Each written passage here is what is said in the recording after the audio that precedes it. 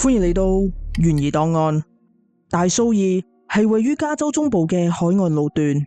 從北部嘅卡梅爾高地至南部嘅聖西蒙，成段路長大約145公里。呢度嘅景色秀麗，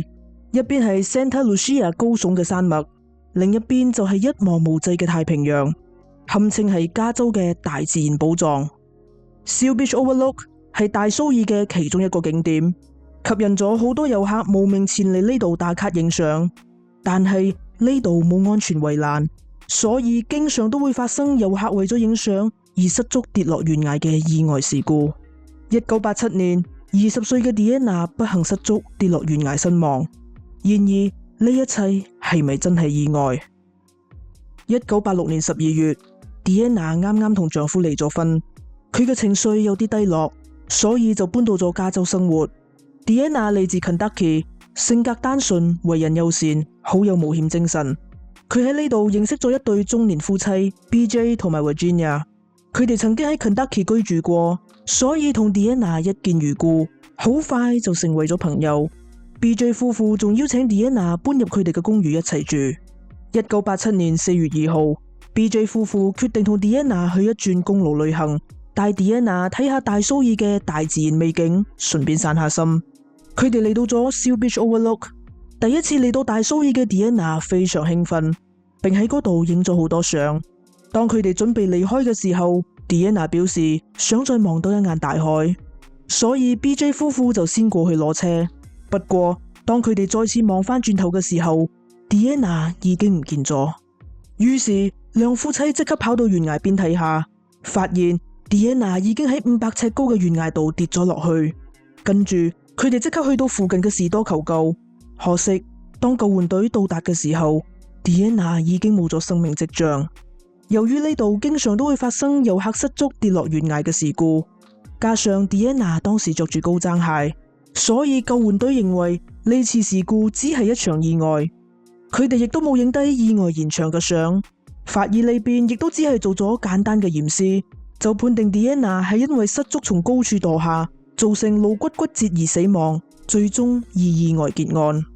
不過 Deanna 嘅屋企人就認為佢嘅死因有可疑，因為 Deanna 有畏高症，佢絕對冇可能會獨自企喺懸崖邊度望海，所以佢哋就聘請咗一位律師，申請推翻 Deanna 意外身亡嘅判決，並要求警方重啟調查。於是警方再次詢問咗 BJ 夫婦案發當日嘅情況，並拎走咗佢哋當日所影低嘅相。當時佢哋用嘅係光碟相機，而儲存照片嘅光碟會按照拍攝嘅時間順序將照片排列好。警方喺檢查照片嘅時候發現咗一啲疑點，前邊嘅幾張相都影到着住高踭鞋嘅 Deanna 精神奕奕，笑容滿面咁坐喺懸崖邊度影相，而後邊嘅照片就影到 Deanna 非常之攰，成個人睇起嚟冇嚟精神。不過最詭異嘅都係最後嘅4張相，一張影向懸崖底，2張係懸崖左右兩邊嘅風景相，而最後一張就影低咗後邊嘅馬路。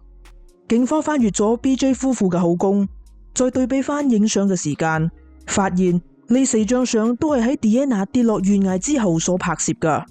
正常人見到自己嘅朋友跌落懸崖生死未卜，應該都會第一時間諗辦法去救朋友。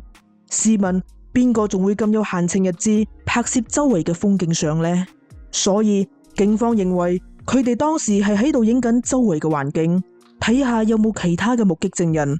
因為 Deanna 係俾佢哋親手推落去噶，但係佢哋嘅動機究竟係乜嘢？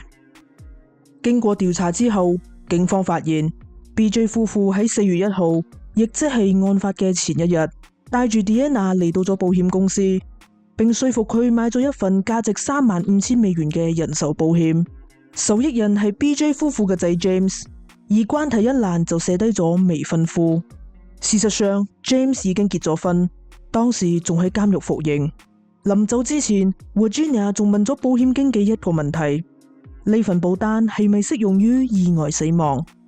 保險經紀岌咗頭。4月3號，亦即係 Deanna 過身嘅第二日， Virginia 就拎住保單嚟到咗保險公司，要求領取賠償金。雖然保險經紀當時覺得好震驚，但係亦都確實發生過有人買咗保險嘅第二日就意外死亡嘅案例。如果係高額嘅保單，保險公司一般都會進行調查。不過 Deanna 嘅保單金額只有$35,000，屬於低額嘅保單，所以保險公司就直接俾咗錢。雖然保險賠償金好有可能就係 BJ 夫婦嘅作案動機，但係呢一切都只係警方嘅推測。佢哋嘅手上並冇任何實質嘅證據可以證明兩夫妻就係殺死 Deanna 嘅兇手。由於案發當時大家都認為 Deanna 係意外死亡㗎，所以法醫亦都只係進行咗簡單嘅驗屍，並冇進行毒理檢測。好彩嘅係，法醫當時抽取咗 Deanna 嘅血液樣本，而呢份樣本目前仲保存喺法醫辦公室嘅冷凍庫入邊。喺案發嘅2年之後，Deanna 嘅血液樣本被送到咗實驗室進行毒理檢測，結果顯示 Deanna 嘅血液含有阿米替林。阿米替林係一種用嚟治療抑鬱症同埋焦慮症嘅藥物，服用之後會令人感到昏昏欲睡。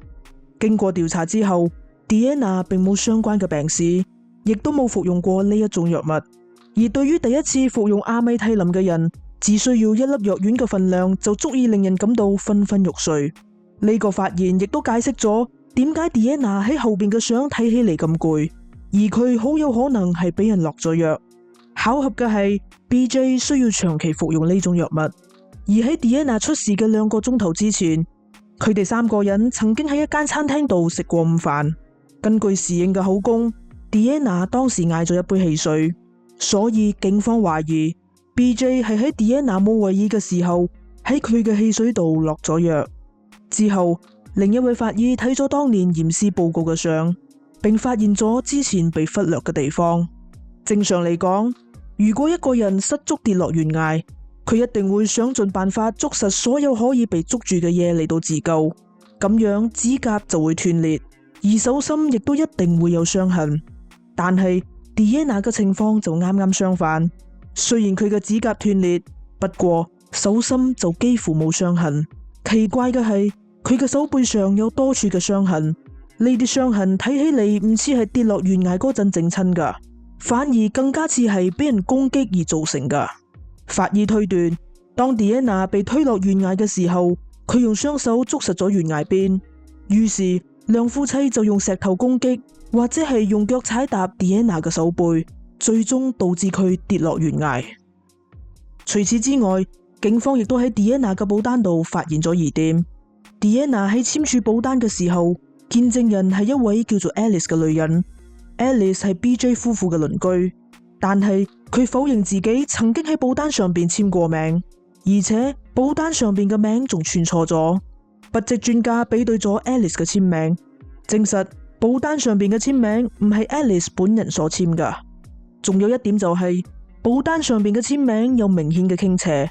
呢個係一個人刻意改變自己書寫習慣嘅特徵。於是警方向法庭申請咗手令，要求 Virginia 提供筆跡樣本。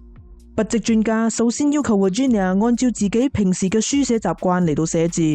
之後再要求佢刻意傾斜自己嘅字跡。經過比對之後，證實 Alice 喺保單上邊嘅簽名係 Virginia 偽簽噶。更加令人感到心寒嘅係，Virginia 已經唔係第一次領取保險賠償金啦。Virginia 係一個非常唔好彩嘅女人，佢被厄運纏身，導致佢所居住嘅屋都會被大火吞噬，